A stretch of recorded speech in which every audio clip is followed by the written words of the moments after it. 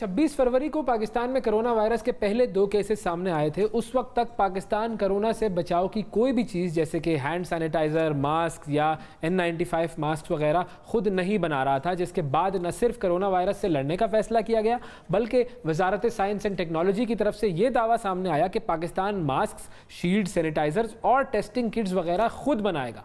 फिर सवाल ये आया कि वजारत साइंस एंड टेक्नोलॉजी ने कोरोना से लड़ने के लिए क्या कोशिशें शुरू की। इस वबा के दौरान जो चीज़ें हम बना सकते थे क्या हमने बनाना शुरू कर दी, और कोरोना वायरस से लड़ने के लिए वजारत साइंस एंड टेक्नोलॉजी ने हुकूमत को किस किस तरह से मदद फराहम की, और एक जो मेड इन पाकिस्तान का इनिशिएटिव है उसके हवाले से भी जानेंगे। हमारे साथ खास तौर पर मौजूद हैं वज़ीर साइंस एंड टेक्नोलॉजी जनाब फवाद चौधरी साहब। अस्सलाम वालेकुम फवाद चौधरी साहब, सबसे पहले तो रमज़ान मुबारक हो आपको।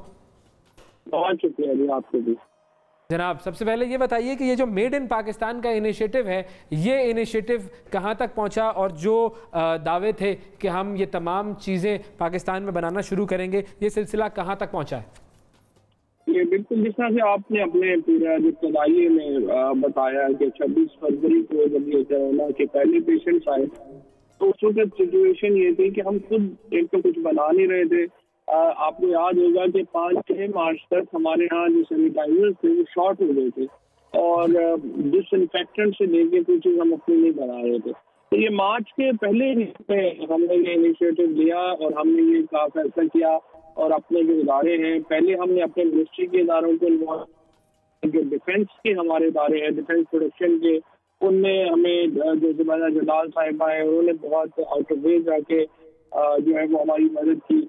तो सबसे पहले तो हमने ये किया कि तो डिसइंफेक्टेंट्स हैं जिसमें सैनिटाइजर्स हैं।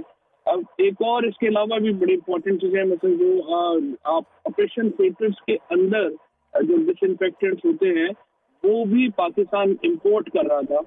हमने अब उसके ऊपर इनिशिएटिव शुरू किया, बाद में प्राइवेट कंपनी हमारे साथ आके मिली, तो with in about a month और सो पोजीशन में है कि हम इनको ना सिर्फ ये कि हमारे लिए काफ़ी है बल्कि हम एक्सपोर्ट भी इसको कर सकते हैं, और इंशाल्लाह अगले हफ्ते से इनकी एक्सपोर्ट जो है वो भी अलाउ हो जाएगी। और इसकी वजह ये थी कि जो पाकिस्तान में क्योंकि गन्ना जो है एथेनॉल शुगर से निकलता है, गन्ने से निकलता है, और हम मेजर एक्सपोर्टर है एथेनॉल के। तो हो ये रहा था कि पाकिस्तान एथेनॉल एक्सपोर्ट कर रहा था, चाइना उससे सैनिटाइजर्स बना के पूरी दुनिया में भेज रहा था। हमने उसको फिनिश प्रोडक्ट्स में लाए, और अब डिसइंफेक्टेंट्स बनाने में हम बिल्कुल खुद तस्वीर हैं और एक्सपोर्ट कर रहे हैं। और मास्क भी हम बना रहे हैं ना, हम मास्क और वेंटिलेटर्स भी बना रहे हैं। उसके बारे में लोग ये कह रहे हैं, कुछ लोग ये कह रहे हैं कि उनको तशवीश है कि क्वालिटी N95 के मास्क की जो है वो शायद उतनी बेहतर ना हो जितनी उन मास्क की है जो हम इम्पोर्ट करते हैं। अच्छा, इसी तरह से हो रहा था कि हम लोग कोई अपने मास्क, आई प्रोटेक्टर, शील्ड, जो किट्स हैं वो हम खुद नहीं बना रहे थे, तो हमने उसके अभी जो है वो शुरू किया। हमारे पास PCSIR में जो शिफा आपने बात की है ना, एक लेबॉर्ट्री है। उस लेबॉर्ट्री में क्या होता है कि आप फैब्रिक मशीन में डालते हैं और उसके ऊपर पार्टिकल थ्रो किए जाते हैं, और जो पार्टिकल्स का फिर उसके हिसाब से उसको ग्रेडिंग की जाती है कि ये 95% जो रोकता है उसको N95 कहते हैं, जो कम रोकता है उसको 85% का वो NK95 हो जाता है, फिर 80% का। तो ये ऑल है डिफरेंट, जो चाइना में हमने N95% अचीव कर लिया है अपनी लेबोरेटरीज में। हमने बिल्कुल अपने जो हमने इस वक्त जो हमने बनाए हैं, जो 75,000 अभी पहला खेप बनाई है वो N95 क्वालिटी की है इंशाअल्लाह। P95 यानी पाकिस्तान 95 के नाम जो है वो दिया जा रहा है। इसमें भी जो हमारी जो डिफेंस की हमारी जो लेबोरेटरीज हैं उनका काम है, बेसिकली होता ही है कि जो क्वालिटी का मसला है ना, क्रैप एक इदारा है जो हेल्थ मिनिस्ट्री का इदारा है, वो स्टैंडर्ड्स क्रिएट करता है। और आप जैसे फॉर एग्जांपल अगर जो वेंटिलेटर है, हमारे वेंटिलेटर्स में हमें 53 प्रपोजल आई थी, उनमें से 13 प्रपोजल जो है वो शॉर्टलिस्ट हुई, और सिर्फ 7 प्रपोजल जो है वो आखिरी मरहले में पहुंच सकती है लाइसेंसिंग की। और जो हमारा स्टैंडर्ड है इस वक्त वेंटिलेटर का, वो एग्जैक्टली वही स्टैंडर्ड है जो यूरोपियन वेंटिलेटर्स का स्टैंडर्ड है। उन्होंने जो इमरजेंसी प्रोविजन लगाई है यूके ने, उन्होंने वेंटिलेटर्स को रिलैक्स कर यूके के स्टैंडर्ड्स को प्रूव नहीं किया, हम यूरोपियन स्टैंडर्ड्स को प्रूव कर रहे हैं। So you can imagine that जो वेंटिलेटर जब हमारा इंशाल्लाह ये जो 3 वेंटिलेटर है वो तकरीबन تمام ٹیسٹ کلیئر کر گئے ہیں، تو وہ جب وینٹیلیٹر مینوفیکچرنگ اسٹیج میں آئیں گے تو ان کی کوالٹی ہوئی ہوگی جو یورپ میں وینٹیلیٹرز کی۔ انشاءاللہ جی، بہت زبردست بات کی. ہم چاہیں گے کہ واقعی یہ کام جلد از جلد ہو جائے، پہلے ہماری ضرورتیں پوری ہو اور پھر ایکسپورٹ ہونے، پھر اس سے زر مبادلہ ہی آئے گا. بالکل. اچھا فواد صاحب، ایک طرف تو یہ کام چل رہے ہیں، ڈیولپمنٹ چل رہی ہے آپ کی منسٹری میں، لیکن دوسری طرف ہم دیکھتے ہیں کہ اپوزیشن کی تنقید بھی بہت زیادہ ہو رہی ہے، اور لاک ڈاؤن کے حوالے سے بہت زیادہ تنقید ہوئی. ابھی بھی جو پریس کانفرنسز ہوئی جس میں ناصر حسین شاہ صاحب بھی تھے اور سعید غنی صاحب بھی تھے، بلاول صاحب نے بھی کی پریس کانفرنس، وہ سب یہ کہہ رہے ہیں کہ جی مکمل طور پر وفاقی حکومت کنفیوژن کا شکار ہے. عمران خان صاحب صبح کو کوئی بات کرتے ہیں، شام کو کوئی بات کرتے ہیں، اور اپنی کنفیوژن کی وجہ سے وہ صحیح طریقے سے پرفارم نہیں کر پا رہے ہیں. ابھی کنفیوژن جو ہے وہ لاک ڈاؤن کے حوالے سے بھی بہت زیادہ ہے. اس حوالے سے کیا کہیں گے؟ مجھے لگتا ہے کہ جو سندھ حکومت جو ہے وہ پریشر میں ہے سمہاؤ، اور ان کے جو توقع تھی شاید وہ برآمد نہیں ہوئے، اس کی وجہ سے کل سے وہ اگریسو موڈ میں ہے. دیکھیے، سب سے پہلے تو میں یہ سمجھتا ہوں کہ ہمیں پارلیمنٹ کا ورچوئل سیشن جو ہے وہ بلانا چاہیے، اور اس کے اوپر پولیٹیکل جو انپٹ ہے وہ معاملات کے اوپر ہونی چاہیے. کیونکہ دیکھیے، اس میں پہلی بات تو یہ ہے کہ جو اپوزیشن پارٹیز ورچوئل سیشن کی مخالفت کر رہی ہیں، ان کی تو مجھے سمجھ نہیں آتی کہ شہباز شریف اور بلاول بھٹو خود تو لیپ ٹاپ کے اوپر میٹنگز کرتے ہیں، اور پارلیمنٹ میں کہہ رہے ہیں کہ جی وہ صاحب خود آنا چاہیے. ہمارے اسپیکر صاحب کو کورونا ہو چکا ہے، گورنر جو ہے وہ کورونا کا شکار ہے، تو آپ تھوڑا سا ہیلتھ رسک تو نہیں لے سکتے ان کو. اور دوسری بات، ہم نے یہ آفر کی ہے کہ آپ نے اسپیکر صاحب کو یہ کہا ہے کہ اگر جن لوگوں کو نہیں آتا چلانا، ہم کانسرٹس میں اور نسٹ میں ایک کورس پورا 5 دن کا کروا دیتے ہیں. لوگ ایم این اے صاحبان، پارلیمنٹرین آ جائیں گے سوشل ڈسٹینسنگ کا خیال رکھتے ہوئے. ہم ان کو سکھا دیں گے کہ کیسے آپ نے ورچوئل سیشن اٹینڈ کرنا ہے. نمبر 2، ہم یہ کہہ رہے ہیں کہ آپ کو ہم اپنا ایک پارلیمنٹ کے لیے سافٹ ویئر بنا دیں گے جو سیکیور ہوگا اور صرف پارلیمنٹ کے لیے ہوگا، اور اس کے اوپر ہمیں کرنا چاہیے تاکہ یہ جو بحثیں ہیں جس کے اوپر یہ پریس کانفرنسز کر رہے ہیں، یہ ایک پارلیمنٹ میں باقاعدہ فارملائز ہو سکے اور پولیٹیکل پارٹیز اپنی کچھ سجیشن لے کے آ سکے. بالکل. ابھی جو لاک ڈاؤن کے اوپر پیپلز پارٹی کا کیا موقف ہے فرینکلی ہمیں نہیں پتا.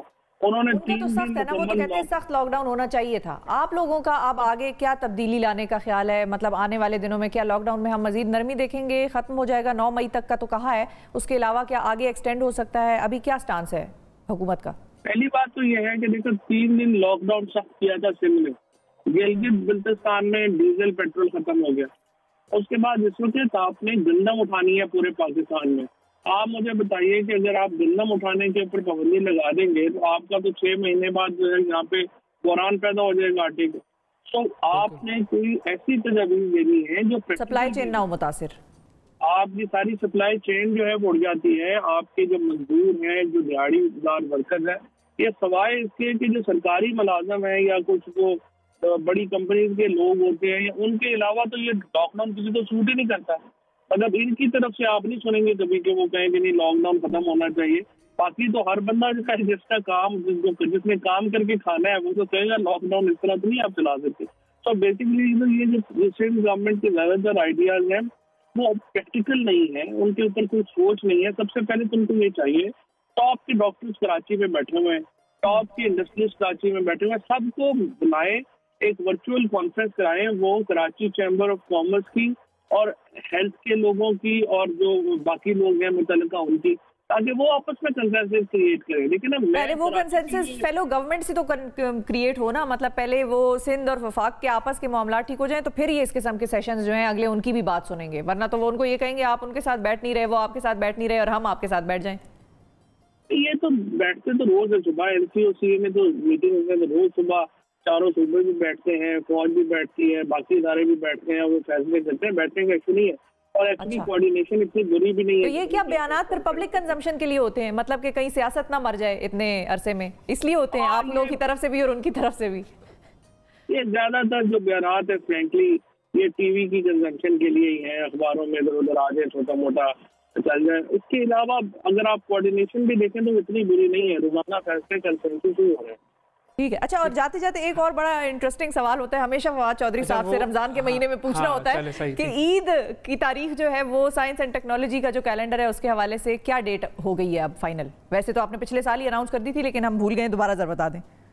ابھی یہ میرا خیال ہے کہ یہ میرے پاس اس وقت کیلنڈر سامنے نہیں ہے, بٹ غالباً یہ 24 مئی کو انشاءاللہ جو ہے وہ عید ہوگی پاکستان میں. اور میں ایک اور بھی آپ کو انٹرسٹنگ بات بتاؤں کہ آج انڈیا کا دیکھیں گے تو سعودی عربیہ نے بتایا ہے کہ انہوں نے اس دفعہ چاند نہیں دیکھا سعودی عربیہ میں, اور انہوں نے کیلنڈر کے اوپر جو ہے وہ اپنی عید اناؤنس کی. یعنی جو یہاں پہ جس طرح سے یہ پوپل زئی صاحب نے چاند نکال دیا, سعودی عرب نے کہا ہے کہ ہماری طرف کوئی ایسا واقعہ جو ہے وہ پیش نہیں آیا. اب پتہ نہیں انہوں نے جو ہے ان کو آ جاتا ہوگا نا نظر, اب پوپل زئی صاحب کو چاند نظر آ جاتا ہوگا. یہ تو خیبر پختونخوا کی پوری عوام بھی یہ پوچھتی ہے ان سے اور سوچتی بھی ہے کہ بھئی کہاں ہے وہ چاند جو ان کو نظر آ جاتا ہے اور کسی کو. اچھا پھر دوسری طرف وہ یہ بھی کہتے ہیں کہ آپ کو کبھی چاند نظر نہیں آتا, یہ بھی ایک ہے سوال جو وہ لوگ کہتے ہیں کہ بھئی کبھی تو ہمارے ساتھ بھی آپ کی عید ہو جائے. تو یہ دونوں سائڈ کا ایک ہے گلا شکوہ چلتا رہتا ہے. پوپل زئی صاحب کے ساتھ بھی کوئی سائنس اور ٹیکنالوجی میرے خیال میں کرنی پڑے گی آپ کو. نہیں, میں نے تو دونوں کو منیفر رحمان صاحب کو پوپل زئی صاحب کو کہا تھا کہ آپ آ جائیں ذرا سمجھ لیں کہ یہ جو ہم کہتے ہیں کہ ایگزیکٹلی دیکھا جا سکتا ہے تو ہم کہتے ہیں کیوں ہے. اور دوسرا اگر دیکھنا ضروری ہے تو رویت ایپ ڈاؤن لوڈ کریں اور آرام سے گھر میں بیٹھ کے فون پہ دیکھیں کیا پرابلم ہے. اور اگر آپ کہتے ہیں کہ نہیں آنکھ سے دیکھنا ہے تو پھر اینک لگا کے تو نہیں دیکھا جا سکتا. اینک تو ٹیکنالوجی ہے, اجزا ہے, وہ تو حرام ہو گئی, اور جو چیز حرام ہوگی اس کو کیسے آپ دیکھیں گے.